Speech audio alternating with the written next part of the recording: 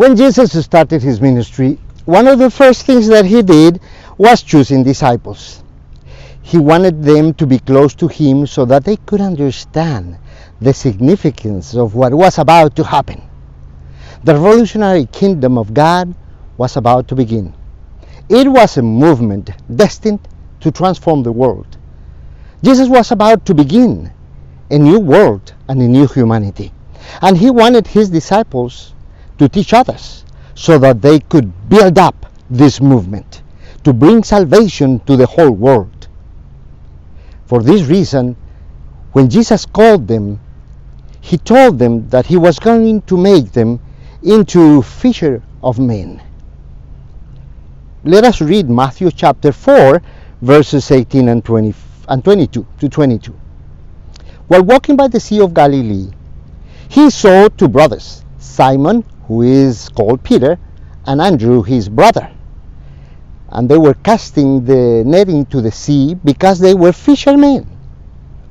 And he said to them, "Follow me, and I will make you into fishers of men." Immediately they left their nets and followed him. And going on from there, he saw two other brothers. They were James, the son of Zebedee, and John, his brother.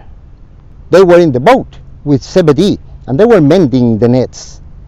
And he called them, and immediately they left their boat and their father and followed him.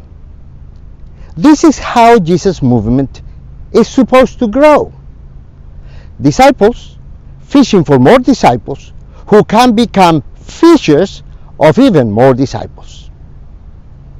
But the challenge that Jesus brought to the apostles sounds more urgent when we read it in the light of the scriptures of the Old Testament.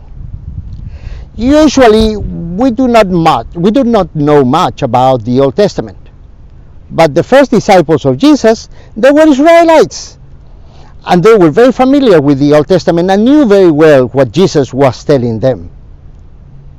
Habakkuk chapter 1 verses 14 and 15 talks about a prayer of the prophet to God, asking about Babylon and why it had become so successful in oppressing the people of God.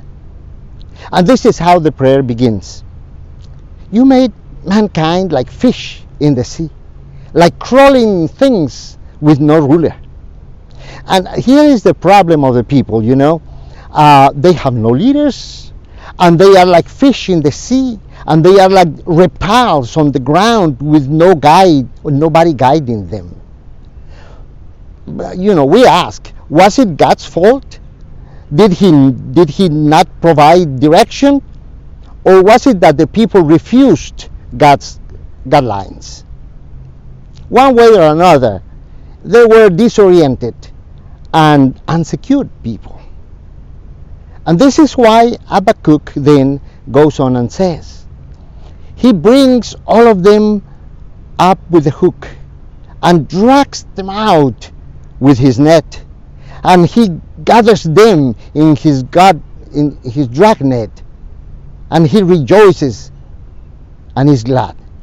He is the king of Babylon, who caught the Israelites like fish in a hook and dragged them out in his net to use them and increase his selfish pleasures. Jesus and Habakkuk are talking about two different kinds of fishing. There are two kinds of fishers of men. The ones who go and catch men for their own benefit, and those who want to fish to save people and to bring them to God. Jesus wants his disciples to become fishers of men, so that through their fishing they can save people. People are very valuable beings, and there are powerful entities out there who want to fish for their souls. If they are not rescued by the net of Jesus, they will end up in the frying pan of the enemy. In these days of agitation and turbulence and uncertainty, The enemies of God are throwing their nets, and they will catch souls. Today, Jesus is inviting us to become fishers of men. Now, when thousands of people are being fished by the enemy, let us become fishers of men. Commit yourself in your heart to follow the mission of Jesus Christ. If you don't know how, leave us a question in the bottom of this video so that we can help you. Thank you.